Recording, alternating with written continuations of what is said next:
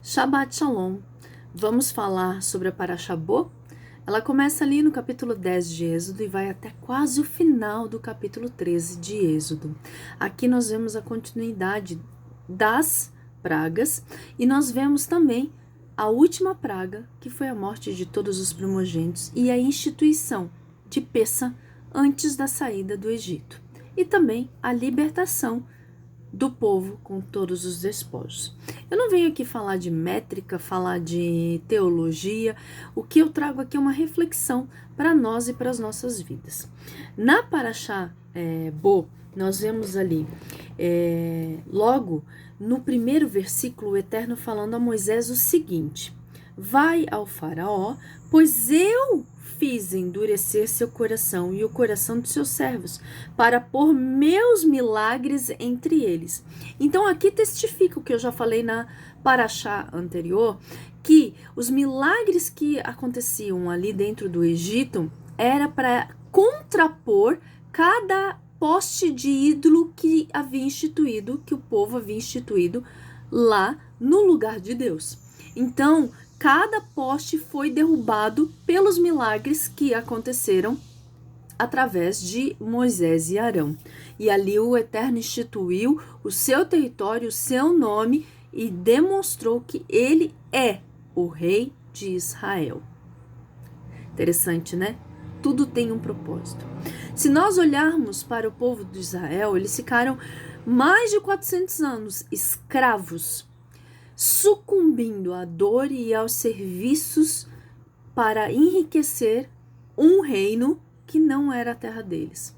Eles foram submetidos a situações desumanas muitas vezes. E a dor extrema do chicote, da humilhação, da perda da liberdade. Por mais que essa geração ali tivesse crescido no Egito, mesmo assim, através da Torá que era passado de geração em geração, eles sabiam que um dia tinham sido livres e sabiam da promessa. E por isso, no momento da sua maior angústia, eles clamaram ao Eterno. O Eterno ouviu o seu clamor e enviou um libertador. Continuando, aqui nós também vemos a perda dos primogênitos no Egito. Mesmo sendo o povo que escravizava o povo hebreu, uma perda de um filho para uma mãe é uma dor imensurável. Porque o filho, ele leva parte da mulher e deixa parte dele na mulher. Isso nós já vemos na ciência que comprova todas essas coisas. Mas essa dor é uma dor imensurável que ela vai carregar para o resto da vida dela. Pensando em dor, pensando na escravidão, quanto tempo nas nossas vidas nós nos colocamos em situações que chegam a quase o sentir dessa dor, dessa escravidão, desse cativeiro, dessa falta de liberdade, às vezes falta de liberdade de autonomia, de pensamento, de ideias, de falar, uma falta de liberdade às vezes no trabalho, no seu relacionamento, na sua família, na sua casa, no seu espaço. Você está toda hora se condicionando a um ambiente para caber nele, porque é um ambiente hostil, é um ambiente onde você tem que pisar em ovos. É cativeiro, é Egito. Mas lembre-se, o Eterno ouviu o clamor do povo e mandou um libertador. Hoje, através de Yeshua, nós já temos essa libertação. Mas talvez você precisa admitir que a situação onde você está é um cativeiro e você precisa de salvação. Porque o Eterno só pode fazer aquilo que nós admitimos. Lembra? Não recebeis porque não pedimos ou pedimos mal. Mas vamos continuar.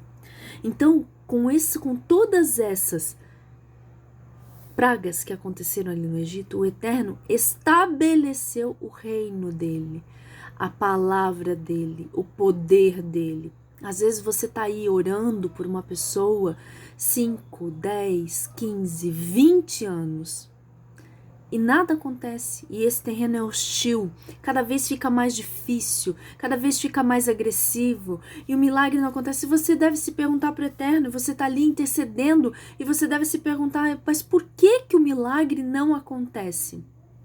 Quero te dizer que antes de você começar a interceder, antes de você começar nessa batalha, nesse meio desse Egito onde você se encontra, o Eterno já havia batido no coração dessas pessoas, para que ele tivesse espaço, para que ele colocasse ali, estabelecesse ali a sua palavra. Mas essa pessoa não aceitou, e o Eterno é aquele que respeita o livre-arbítrio, o meu, o seu, do outro, de todos. Por isso que nós não podemos obrigar ninguém a fazer nada. Moisés não conseguiu obrigar o faraó a libertar na primeira praga. Por quê? Porque a mão do Eterno segurou o coração do faraó. Porque além de ter que libertar o povo, que era o objetivo principal, o Eterno também manifestou ali os seus milagres para que todos soubessem que Ele é Deus, o verdadeiro Deus.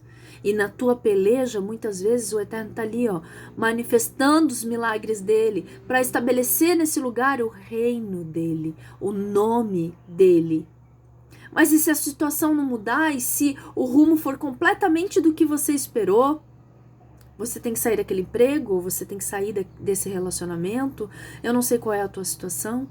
Você acha que o Eterno perde? Você acha que ele não sabe? Claro que ele sabe. E nesse tempo todo, nesse período todo, ele instituiu o nome dele. Todos viram que ele é Deus. Isso porque imputa sobre nós como justiça. Ainda que nós negamos a presença dele, ainda que nós negamos a permissão, não damos a permissão para que ele entre na nossa vida, quando os milagres batem lá onde nós estamos e nós endurecemos o nosso coração, porque nós escolhemos que nós não queremos essa vida para nós, isso imputa como justiça sobre nós. E lá na hora da prestação de contas vem tudo à tona. E nos imputa também como condenação. Por quê? Porque o Eterno estava lá batendo na porta e nós não abrimos. Mas aquele que abre, ele entra e ceia com ele. E estabelece o seu reino. E nós vemos nessa Parashabô, além do Eterno derrubar os postes de ídolo, ele estabelece o reino dele com um marco. Peça. É o marco do Eterno, de que aquele dia o nome do Eterno está acima de todo nome, de que aquele povo pertence ao Eterno, de que aquele povo está marcado com o sangue do Cordeiro. E dali veio a libertação. A partir dali o povo de Israel pôde sair do Egito. Não que dali para frente as coisas foram mais fáceis, mas eles estavam livres para tomar as suas vidas, o controle delas, para restaurar a sua identidade. E foi isso que o Eterno fez ao longo de todos os caminhos, né? E dali para frente até a Terra Prometida, restaurou a identidade do povo, tirou a carcaça de escravo. É isso que o Eterno faz. Então, quantos Egito você já saiu quando você se lembra?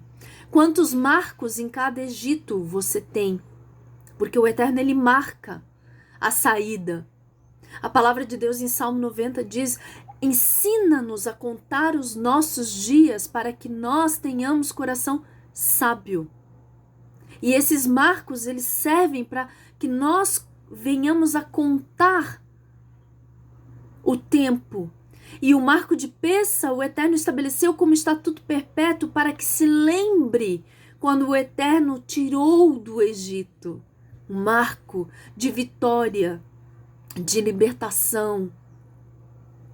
Então o Eterno, ele estabelece, derruba os postes de ídolos da nossa vida, nos tira do cativeiro, estabelece um marco, um ponto de recomeço, estabelece uma aliança. Porque a partir dali o povo teria que se lembrar, ano após ano, aquele ali era o primeiro mês da vida deles. E ano após ano eles se lembrariam que o Eterno tirou eles com mão forte do Egito, porque nenhum ídolo pôde superar o seu poder. E é isso que eu quero deixar hoje para você aqui. Que você relembre quantos cativeiros você saiu. E que você avalie a sua vida, qual é o cativeiro que você está. E quando o teu clamor chegar diante do Eterno, Ele vai estabelecer, vai derrubar os postes de ídolo, estabelecer o nome dEle, os milagres dEle aonde você está, e depois Ele vai te tirar do cativeiro. E quando Ele te tirar do cativeiro, Ele estabelece um marco, uma data, uma festividade, uma memória. E dali Ele começa a te restaurar a identidade de quem você é e a te levar ao caminho das promessas dEle. Como diz em Jeremias, eu sei os planos que tenho a teu respeito, planos de paz e não de mal, para te dar o futuro que esperais. Pense nisso, a reflexão da Parashá Bo possa encher o teu coração de esperança e que você possa, como povo de Israel, clamar ao Deus vivo de Israel, que te dá o socorro e que te envia o Salvador Yeshua, aquele que libertador, que vai passar o sangue do Cordeiro sobre a tua vida e vai te tirar do cativeiro, seja ele qual for.